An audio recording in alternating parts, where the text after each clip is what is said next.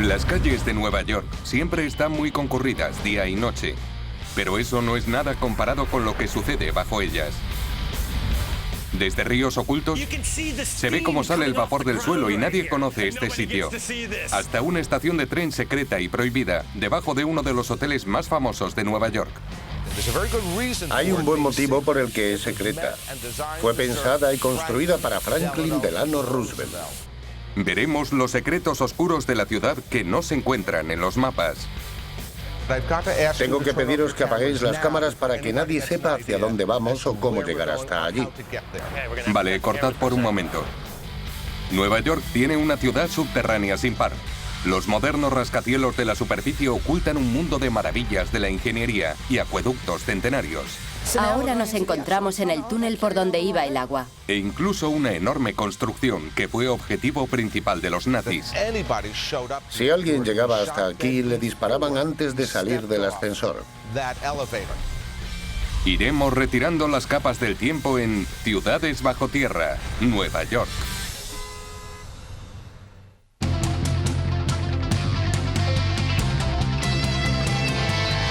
Ciudades bajo tierra, Nueva York. Soy Eric Geller y esto es Nueva York. Es la ciudad más grande de Estados Unidos y una de las más importantes del mundo. Tiene casi 800 kilómetros cuadrados de hormigón y acero, desde su famoso perfil sobre las calles a su enorme mundo subterráneo. Cada año más de 1.000 millones de personas viajan en su legendario metro. Pero existe otro mundo debajo de la ciudad que nadie ha visto. Túneles secretos, enormes estructuras subterráneas e incluso fuertes que se remontan al siglo XVII. Hay 1 millón de secretos bajo estas bulliciosas calles y voy a descubrirlos. Construida sobre tierra pantanosa y lecho de roca de 1 millón de años, Nueva York nunca habría podido convertirse en la metrópoli que es hoy sin el mundo subterráneo que la sostiene.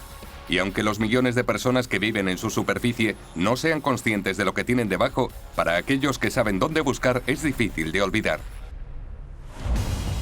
Al pensar en Nueva York, se piensa en Broadway, en enormes rascacielos y, por supuesto, en el metro. Es el principal medio de transporte de la ciudad, trasladando a miles de neoyorquinos bajo tierra cada día.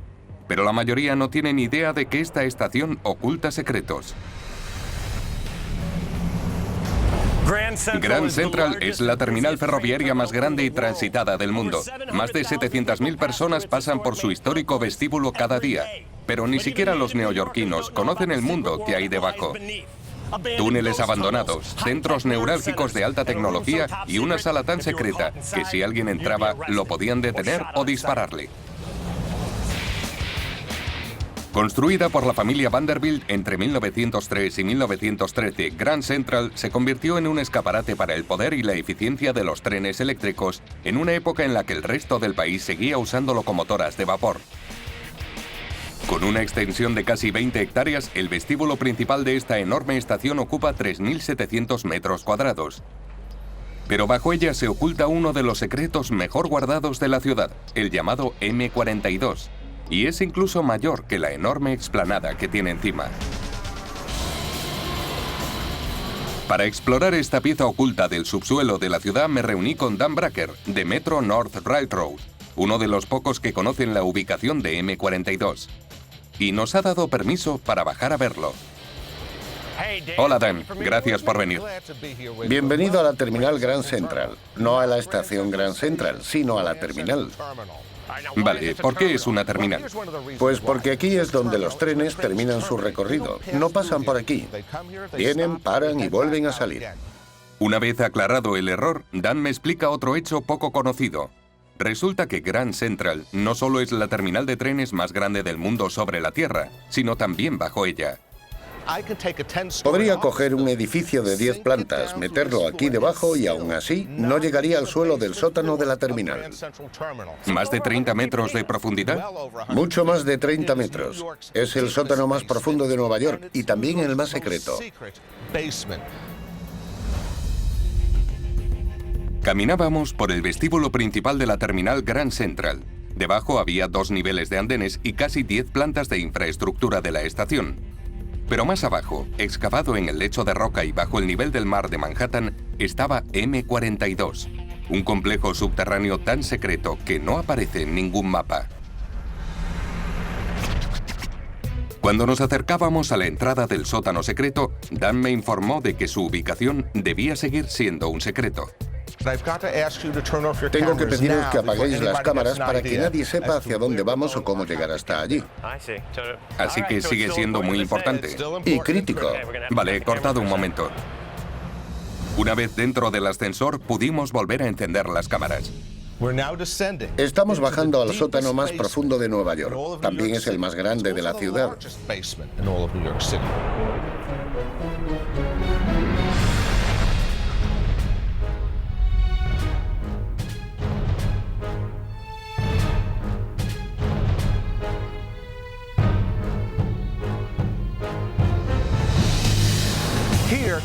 Para que te hagas una idea del tamaño y la enormidad de esta sala, es necesario que la veas desde aquí. Es enorme. Es inmensa. Parece un estadio. Y todo esto está debajo de la estación. Nos encontramos en una sala enorme que no aparece en ningún mapa ni plano. Es un fantasma. M42 parece una sala de control ordinaria. Pero si yo hubiera intentado acceder a este mismo lugar durante la Segunda Guerra Mundial, habría acabado en la cárcel o algo peor. Si alguien llegaba hasta aquí, aunque fuera por accidente, era encarcelado para el resto de la guerra. Si solo cargaba cubos de arena, no merecía la pena, porque le disparaban antes de salir del ascensor. Pero ¿por qué era tan importante este sótano de 7.500 metros cuadrados? Era la estación eléctrica principal de Grand Central, y la mayoría de la gente no tenía ni idea de que sabotear su sistema de suministro eléctrico era una gran amenaza para toda la nación. No solo detendría los trenes, sino todo el movimiento de tropas y de material bélico durante la Segunda Guerra Mundial. El transporte de todas las armas, soldados y material bélico hacia la costa este se habría detenido por completo si los trenes no hubieran podido circular en Grand Central. La mayoría de los estadounidenses no tenían ni idea de la existencia de este lugar, pero Hitler sí. A pesar de la inexistencia de planos o mapas del sótano, Hitler fue capaz de averiguar la localización de M42 en 1942 y envió a 2 saboteadores para destruirla. Ni la dinamita, ni los explosivos, ni las balas habrían acabado con esta máquina. Solo la arena. La arena habría hecho estragos en los engranajes del sistema de control de M42, deteniendo 600 trenes y bloqueando el centro neurálgico de la costa este. Pero el gran plan de Hitler fue frustrado incluso antes de empezar. El FBI sabía que habían enviado saboteadores y sabía que su equipaje se encontraba aquí, en Grand Central. Así que nuestros empleados lo buscaron hasta encontrarlo y lo registraron. Fueron detenidos antes de que pudieran destruir este subsótano y frenaran la campaña bélica de Estados Unidos.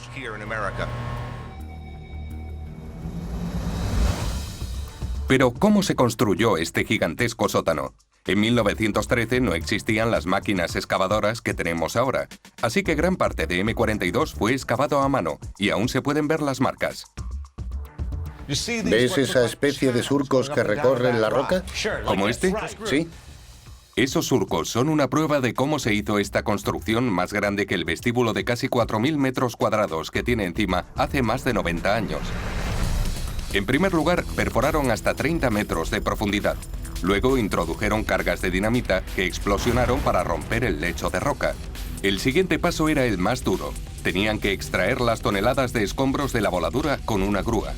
Cuando las piedras llegaban a la superficie, eran retiradas en carros tirados por caballos. De hecho, aún continúa el trabajo de mantenimiento de este agujero de más de 30 metros de profundidad. Me parece oír agua a lo lejos, detrás de esto. Excavaron a tanta profundidad en el corazón de Manhattan que hay enormes bombas funcionando sin descanso para extraer el agua de este subsótano. ¿Alcanza el nivel freático o estamos bajo el nivel del mar? Nos encontramos bajo el nivel del mar y este lugar se llenaría de agua si dejaran de bombear. Una vez terminado el sótano y reforzados los muros, se instalaron unos enormes convertidores rotativos para suministrar electricidad a la nueva terminal de encima. Estos convertidores rotativos convertían la corriente alterna en continua y suministraban energía a todos los trenes que entraban y salían de Grand Central. Los convertidores requerían mantenimiento constante para funcionar correctamente. De vez en cuando había que parar las máquinas y encender enormes ventiladores para barrer las partículas de carbón, tierra y polvo. Este madero es llamado palo de 6 hombres. Se debe a que este convertidor rotativo tenía que arrancarse como el motor de un avión.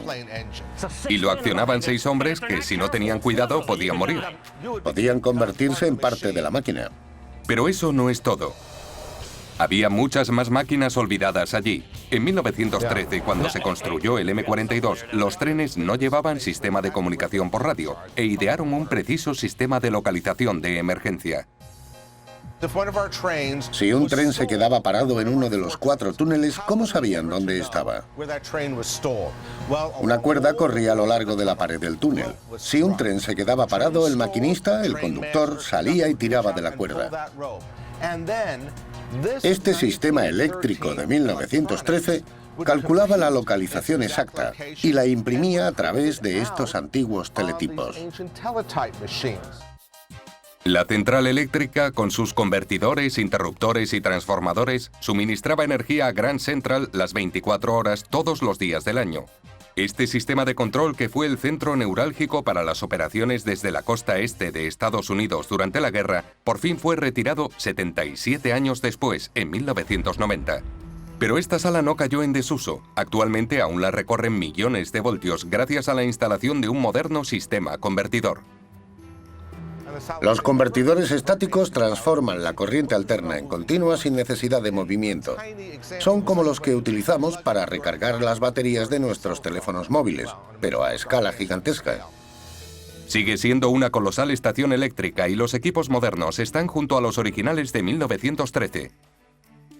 Los convertidores rotativos siguen aquí y los paneles de control.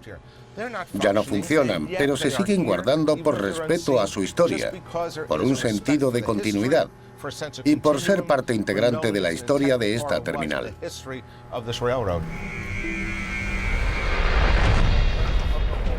Cada día miles de viajeros utilizan el metro para desplazarse, sin saber que hace 65 años caminaban sobre el centro neurálgico de la Segunda Guerra Mundial y les podían haber disparado por tomar el camino equivocado.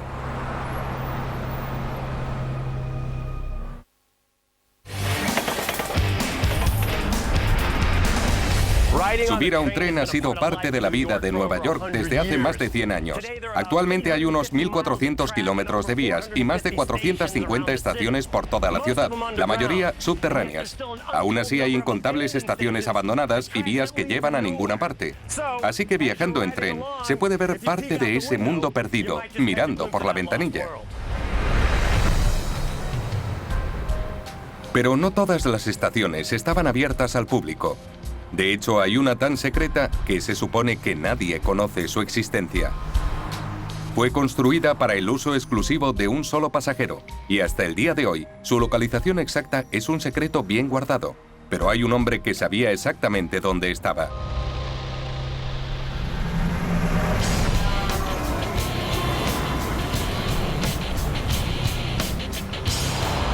Quedé de nuevo con Dan Bracker. Me alegro de volver a verte, Dan. Yo también, especialmente aquí en la puerta del Waldorf Astoria. Iba a mostrarme otro de los subterráneos ocultos de Nueva York. El sótano del hotel es oscuro y sucio, pero sirvió a uno de los huéspedes más importantes del mundo. ¿Puedes mostrármelo? Ahora mismo. Vamos a verlo.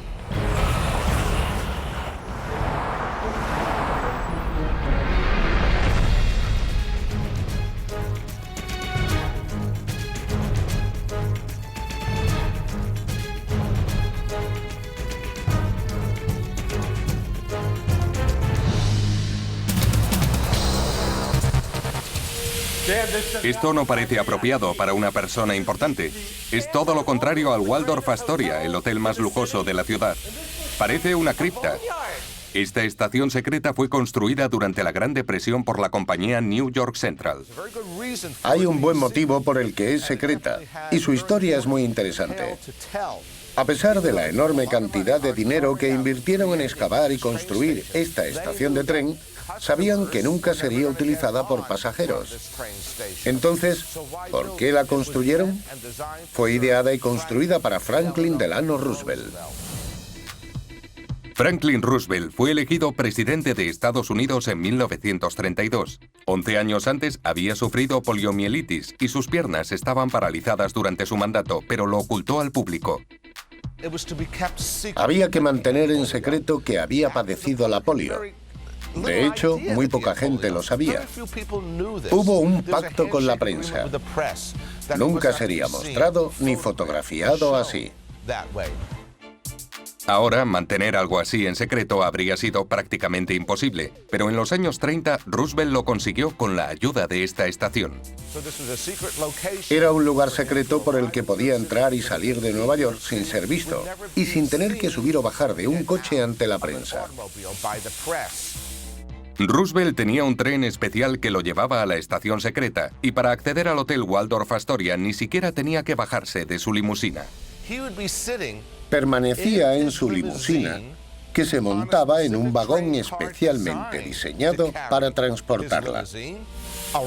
Cuando paraba, se colocaba una rampa. El vehículo bajaba y entraba directamente en este ascensor. Espera un momento. ¿Me estás diciendo que el coche entraba aquí? Así es. Este ascensor está diseñado para soportar 3.600 kilogramos, que es aproximadamente el peso de una limusina Pierce Arrow blindada. Esta estación de tren no estaba conectada con la red de metro de Nueva York, pero se encuentra a unos 300 metros de la terminal Grand Central. Como me explicó Dan, un tren especial iniciaba su viaje en Washington, D.C., transportando una limusina Pierce Arrow en la que viajaba el presidente. Una vez que el tren llegaba a su andén, se desplegaba una rampa que permitía a la limusina acceder directamente al ascensor, que subía 12 plantas para llevar a Roosevelt hasta el lujoso Hotel Waldorf Astoria, su lugar de residencia en Nueva York. Pero hay más. Aún más abajo hay un vagón sin identificar en una vía muerta. Pero no se trata de un tren corriente. Dan me dijo que este misterioso vagón llegó a la vía a finales de la Segunda Guerra Mundial, poco después de la muerte de Franklin Roosevelt, y durante más de 60 años su origen y finalidad han sido un misterio. Sabemos que se trata de un vagón construido en los años 20 o 30. Sabemos que fue diseñado para transportar automóviles privados. Lo que llamamos vagoneta o conjunto de ruedas... ¿Esto de aquí? Sí, está sobredimensionado. Es una prueba de que lo que transportaba este tren debía ser muy pesado y valioso. Esto es una plancha de acero y tiene al menos 2,5 centímetros de grosor, con remaches por todas partes. Sí, toda la carrocería está blindada. Obviamente protegía algo mucho más importante que una limusina. Tiene una carrocería revestida de acero y ventanillas poco corrientes para aquella época. Tiene muchas capas de gruesos paños de cristal, todos pegados, ya que esa era la única forma de hacerlos a prueba de balas en los años 20 o 30. Porque en aquella época no tenían nuestra tecnología. Otras características especiales sugieren que en su interior viajaban guardias armados. En la parte superior del vagón hay unas aberturas que podrían haber servido como troneras. Y quizá uno de los mayores misterios es que en todo el sistema ferroviario no existe un vagón con esa numeración. Acaba con una reveladora X, lo que significa que no pertenece al ferrocarril. A menudo suelen ser propiedad del gobierno federal. Si unimos todas las pistas, tiene mucho sentido concluir que el vagón solo sirvió para un fin y una persona: Franklin Delano Roosevelt. Pero se rumorea que no fue el único que utilizó estos túneles. Hay quien dice que incluso hoy los presidentes y otros políticos siguen utilizando este andén oculto. Pero por seguridad, esa información y su localización exacta es un secreto bien guardado. La gente toma cócteles arriba sin saber que una parte esencial de la historia está justo debajo.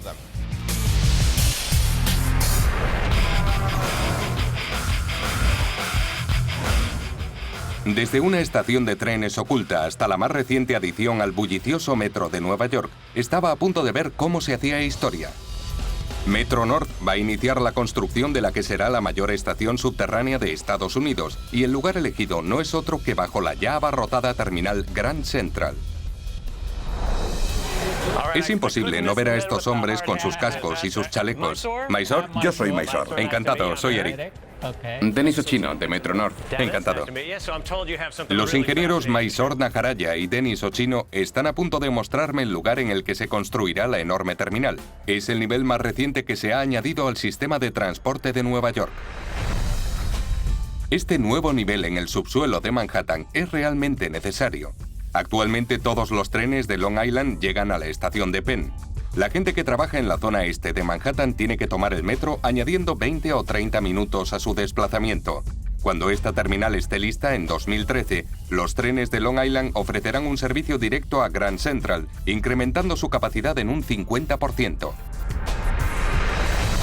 Es la primera vez en 175 años que el ferrocarril de Long Island amplía su servicio, y muy poca gente ha podido entrar donde yo lo he hecho.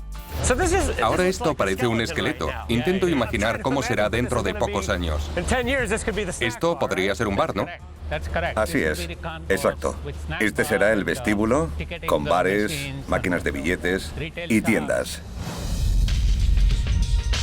Nos encontrábamos en el que será el nivel de acceso bajo Grand Central.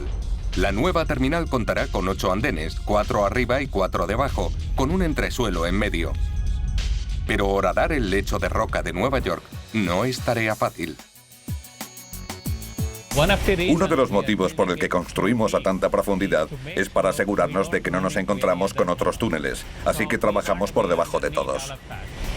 Mysore y su equipo utilizarán una moderna máquina tuneladora que parece un sacacorchos gigante.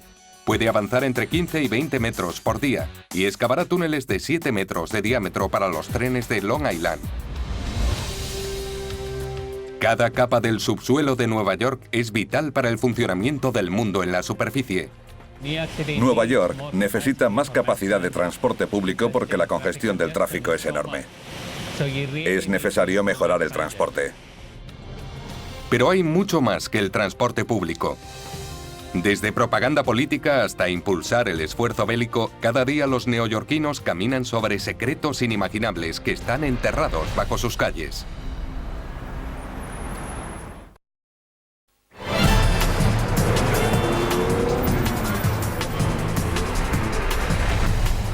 Cuando se piensa en Nueva York, la mayoría se imagina el Empire State.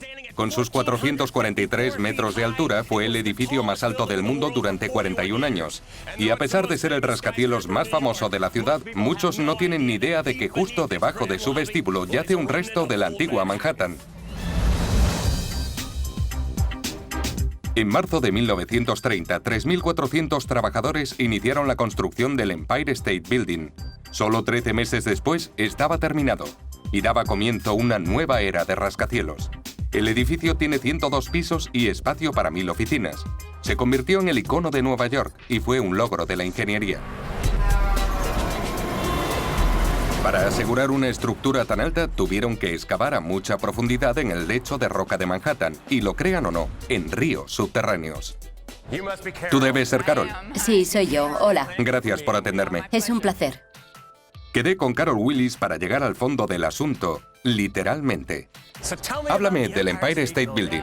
El edificio es una especie de mecano y el motivo de que fuera construido tan rápidamente es que todos los materiales eran prefabricados y luego transportados hasta aquí de forma eficiente. Fue erigido siguiendo un esquema trazado por los constructores, lo que contribuyó a su rapidez. Este sistema elevó al cielo el perfil de Nueva York. En aquella época, los diseñadores de los edificios Chrysler y 40 de Wall Street se disputaban construir el más alto del mundo, El Empire State ganó con facilidad, superando al Chrysler en más de 60 metros. Es un enorme bloque de 60 por 130 metros. Así que todo ese espacio tuvo que excavarse debajo. Podría decirse que con él nació la tecnología de los rascacielos. El Empire State se alza 381 metros sobre la ciudad. Pero muy pocos saben que hay casi 20 metros más que se adentran en el lecho de roca de Nueva York.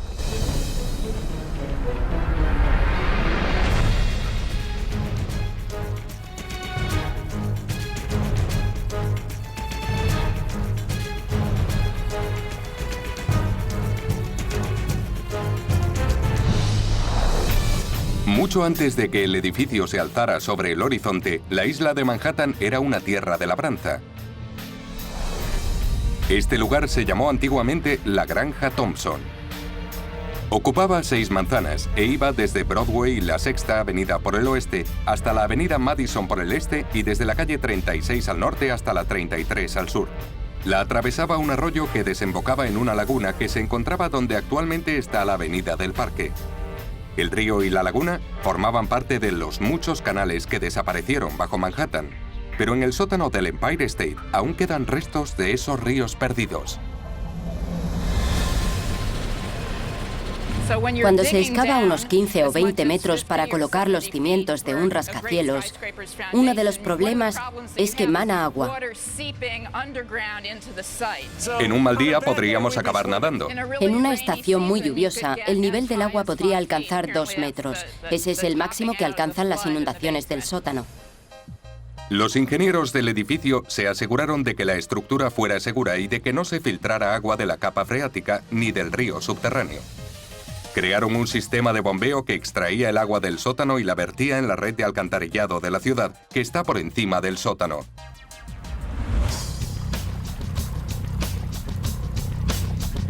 Pero yo quería ver lo que quedaba del río. Estoy andando por unos 8 centímetros de agua. Está helada. Se puede ver el daño causado por el agua en toda esta parte. Y esta es la bomba, se oye funcionar. Está drenando agua de aquí, que a veces alcanza hasta 2 metros, y la vierte en las alcantarillas, que se encuentran a 15 metros por encima. Si esta bomba y las otras que conforman el sistema no funcionaran, en vez de caminar sobre cemento, estaríamos nadando en un río de 2 metros de profundidad. Se puede ver cómo sale vapor del suelo. En este túnel hace muchísimo frío. Hay -1 grado y además mucho viento. Y nadie puede ver esto. Esta es la entrada al túnel de viento del sótano del Empire State Building. Pero ¿cómo es posible que uno de los edificios más altos del mundo esté construido sobre un río? Este rascacielos tiene 57.000 toneladas de acero y miles de toneladas de hormigón, piedra, metal y otros materiales. ¿A qué profundidad nos encontramos ahora? Probablemente a unos 15 metros. Estos edificios pesan muchísimo y sus pilares de acero tienen que descansar en algo muy resistente, como el lecho de roca de Manhattan.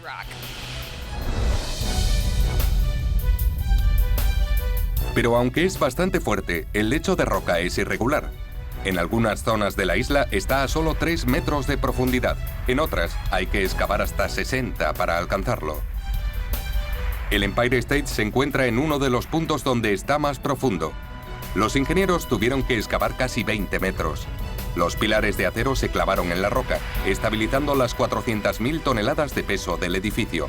A continuación, nivelaron el suelo del sótano con hormigón, creando la subestructura por la que caminamos ahora.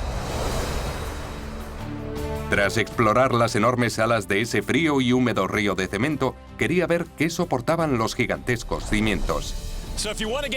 Para tener una perspectiva del subsuelo, a veces hay que subir a las alturas, y nada más alto que el Empire State. Desde aquí se puede ver todo, pero lo que no se aprecia es la vida bajo la ciudad.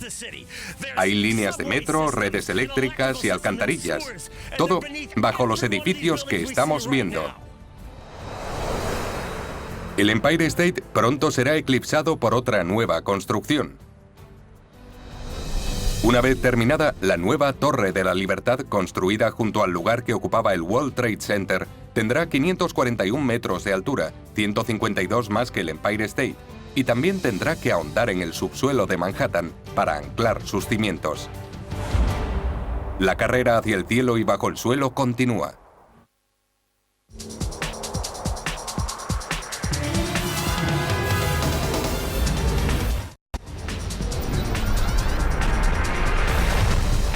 Ahora estoy caminando por Central Park, pero hace 160 años habría estado nadando. En 1840 esta zona albergaba una de las 2 enormes cisternas de agua del vasto acueducto de Nueva York.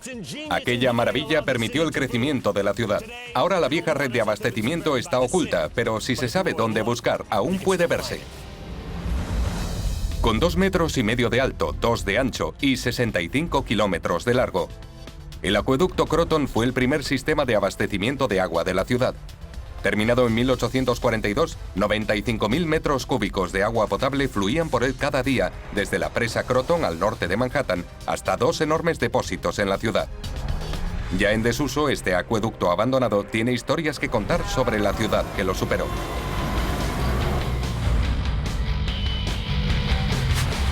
Tú debes ser Julia. Hola. Encantada de conocerte. Hola, soy Eric. Gracias por venir. La escritora y experta en subterráneos Julia Solís ha cartografiado el subsuelo de Nueva York, incluyendo el acueducto olvidado. Como los romanos, necesitaban un suministro de agua potable para la ciudad. A 18 metros bajo sus pies estaban los orígenes de este vasto mundo subterráneo. Parece un puente normal, pero había varios similares. Hay una fuente bajo nosotros. La fuente principal del acueducto es el río Croton, en el que se construyó una presa en 1837 para crear el embalse que alimentara al acueducto. Y oculta tras una puerta estaba la entrada a esa enorme red de túneles. ¿Es esto? Esto es. ¿Podemos entrar? Claro, vamos.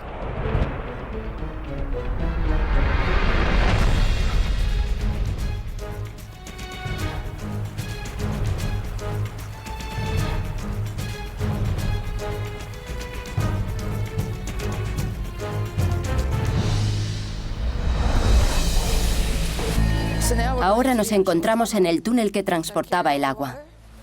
Entonces esto es un arroyo natural. Así es. Estamos andando por encima.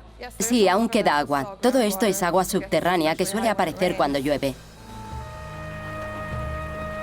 Antes de la construcción del acueducto, la necesidad de agua potable en Nueva York alcanzó niveles críticos.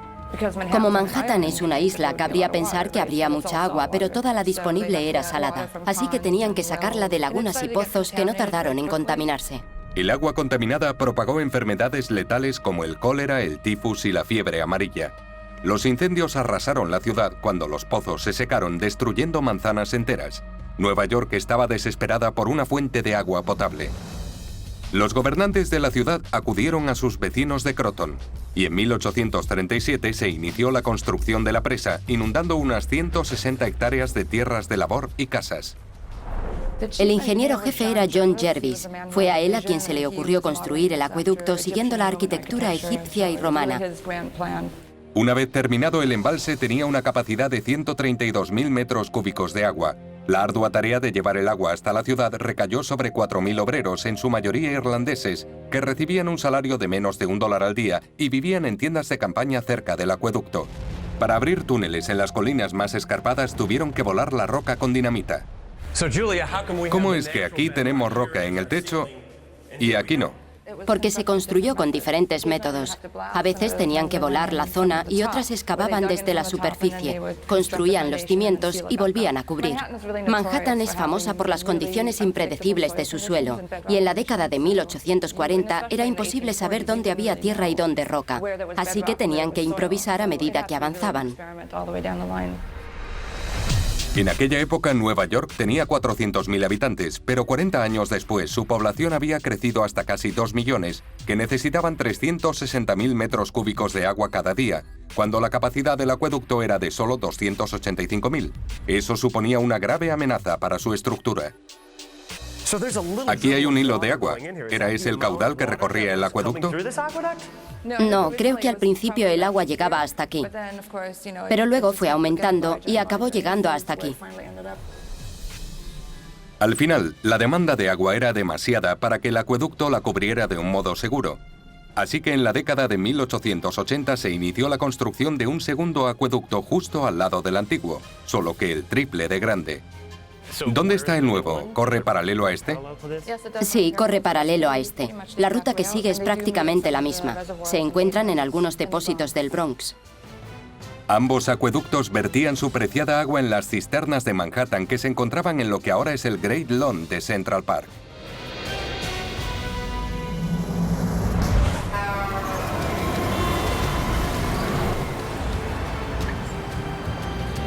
El agua es la fuente de vida de la ciudad. Y mientras los neoyorquinos hacen su vida cotidiana, muy pocos son conscientes de que bajo sus pies hay un intrincado mundo acuático que, como la ciudad que está encima, nunca duerme.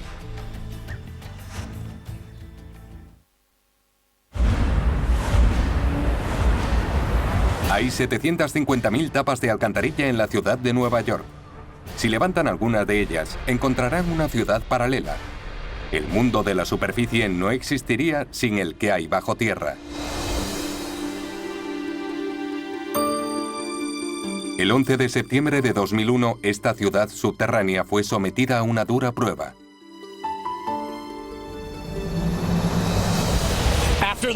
Tras el derrumbe de las Torres Gemelas el 11 de septiembre, los ingenieros de la ciudad sabían que les esperaban algunos de los peores peligros. La fuerza de las torres al caer creó un impacto equivalente al de un pequeño terremoto, dañando los muros que canalizan el río Hudson. Si cedían, la mayor parte de Manhattan quedaría inundada. Todo comenzó hace 40 años, cuando se encargó la construcción de un enorme centro comercial. Las Torres Gemelas transformarían el modo de vida y de trabajo de los neoyorquinos y también su paisaje. Cuando comenzó la construcción en 1966, los ingenieros tuvieron que excavar a través de muchas capas de historia para llegar hasta el lecho de roca. También se aseguraron de que el río a pocos metros de distancia no destruyera su trabajo. Un hombre ayudó a la construcción de un método singular que lo evitaba, y cuando las torres se vinieron abajo 35 años después, fue de los primeros en iniciar la excavación y reconstrucción bajo la zona cero. Su nombre es George Tamaro y estaba a punto de encontrarme con él en la torre número 7, la primera de las reconstruidas tras el atentado. ¿Eres George? Así es, ¿cómo estás? Hola, gracias por venir. Es un placer. Ven conmigo, quiero mostrarte un par de cosas al otro lado de la calle. Desde la séptima planta de la torre número 7, George me explicó por qué la construcción de las torres fue tan difícil en sus comienzos hace más de 40 años. Hace 500 años, el río llegaba hasta la calle Greenwich. Y todo eso estaba bajo el agua. Cuesta imaginarlo, pero desde la época colonial, los neoyorquinos han ido vertiendo desde basura hasta escombros en el río. El efecto fue el crecimiento de la orilla unos 243 metros. Así que la ubicación de las Torres Gemelas era de difícil acceso al resistente lecho de roca de Manhattan, ya que iban a ser construidas sobre un vertedero. Cuando se excava por debajo del nivel del mar, el suelo tiende a derrumbarse. Es como si uno está en la playa e intenta cavar un hoyo profundo. La arena empieza a derrumbarse y no le permite continuar. Es necesario construir algo que soporte el suelo mientras se excava. Ese algo resultó ser una maravilla de la ingeniería que revolucionó el mundo de la construcción y se denomina barrera hidráulica. Para construirla, primero tenían que cavar un hueco de 1 metro de ancho por 6 de largo hasta el lecho de roca. A continuación, era rellenado con una mezcla de agua y bentonita, una arcilla muy absorbente. La mezcla era más densa que el agua y actuaba como selladora. Se insertaba una jaula de acero reforzado y a continuación se vertía hormigón, que iba expeliendo la mezcla hidráulica a medida que rellenaba el hueco. El siguiente paso era excavar la zona interior de la pantalla. Se fijaban una serie de anclajes de acero al muro y luego se profundizaba 10 metros en el lecho de roca para colocar los cimientos. Usando estas barreras hidráulicas, George y sus colegas ingenieros construyeron unos cimientos llamados bañera. La bañera era enorme, Tenía 20 metros de profundidad y ocupaba más de 44.000 metros cuadrados. 1.500 anclajes soportando una carga de 300 toneladas cada uno fueron fijados al lecho de roca. Aquella bañera pudo salvar a la ciudad de un desastre aún mayor tras los ataques del 11 de septiembre. Más de 2.700 hombres y mujeres perdieron sus vidas aquella mañana, y 500.000 toneladas de acero y hormigón llovieron sobre Nueva York. Cuando las torres se derrumbaron, se hundieron directamente sobre la enorme bañera, creando una situación extremadamente peligrosa. George fue requerido para ayudar a excavar en la zona del desastre. Cada planta, a partir de la 12 o 13, estaba comprimida hasta 30 centímetros. Teníamos unos 400 metros de torre reducidos a 40 metros. George me llevó hasta la zona cero para mostrarme exactamente a qué se enfrentaron. ¿Es esto de aquí? Todo lo que está enfrente. Aquí estaban las torres. Mientras los servicios de rescate luchaban por salvar vidas, George y su equipo tuvieron que examinar los daños sufridos en la bañera para evitar el peligro de una gran inundación. Cuando se hundieron los edificios, cayeron en la bañera. Los escombros sirvieron para soportar los muros temporalmente, porque ahora entre los escombros del interior y la tierra del exterior, el muro estaba en equilibrio soportado por ambos lados. Necesitaban vaciar la bañera para asegurar el lugar, pero eso desestabilizaría el delicado equilibrio del suelo de Nueva York. Un movimiento en falso y tendrían otro desastre. Extrajeron algunos escombros e instalaron una fila de anclajes hasta que llegaron al lecho de roca, que es lo que podemos ver ahora.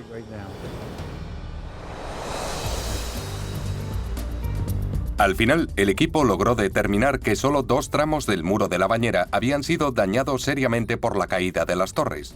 La mayor parte del apantallamiento había resistido, y gracias a la fuerza de los cimientos del diseño de 1966, no se produjo la inundación. Actualmente se están colocando nuevos cimientos al norte de donde se encontraban las Torres Gemelas, utilizando la bañera original. La construcción, que se alzará 541 metros sobre la ciudad, se llamará Torre de la Libertad. Obviamente, la nueva Torre de la Libertad requiere cimientos más importantes, porque será mucho más alta que los edificios originales. Así que la torre debe tener suficiente capacidad para soportar todo el peso y suficiente capacidad para resistir un derrumbamiento. La innovadora ingeniería no solo ayudó a establecer los cimientos de la ciudad, también aseguró su futuro. Desde el Empire State hasta la nueva Torre de la Libertad y todos los edificios entre ambos, Nueva York siempre tendrá el perfil de infausta memoria e indudablemente siempre será una de las ciudades más famosas del mundo. Pero haya lo que haya en la superficie, hay que recordar que hay otro mundo debajo. Un mundo lleno de cables, tuberías, pasadizos secretos, trenes e incluso ríos.